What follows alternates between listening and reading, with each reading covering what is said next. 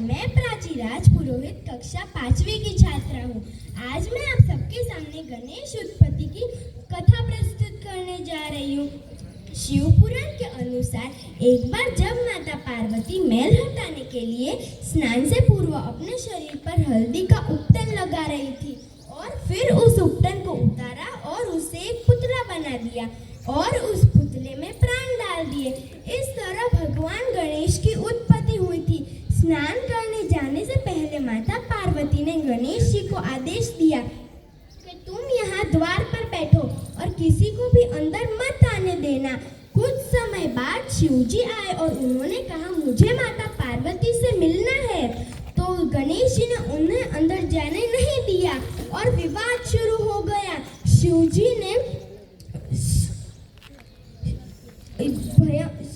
शिवगण और भगवान गणेश के बीच में भयंकर युद्ध हुआ, मगर कोई भी भगवान गणेश को हरा नहीं पाया।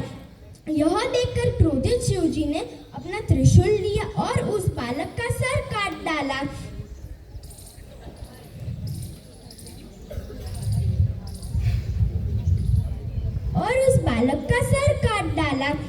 जब माता पार्वती को इस बात का पता चला तो वह रोने लगी और क्रोध में आकर उन्होंने प्रलय करने का निश्चय किया। यह देखकर सभी देवतागण भयभीत हो गए और उन्होंने माता पार्वती की स्तुति कर उन्हें शांत करवाया और भगवान शिव से प्रार्थना की कि आप इस बालक को पुनः जीवित कर दीजिए। मगर शिव जी ने कहा मेरे त्रिशूल से कटा हुआ सर कभी पुनः जीवित नहीं हो सकता।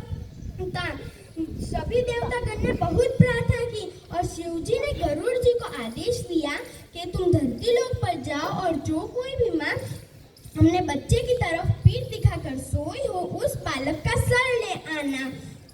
गरुड़ जी को धरती लोक पर बहुत समय बाद एक हथीनी दिखी। हथीनी अकेली ऐसी जानवर होती है जो अपने बालक की तरफ मुख दिखाकर नहीं सो सकती। गरुड़ जी हथीनी के बच्चे का सिर ले और उसे शिव जी को सौंप दिया।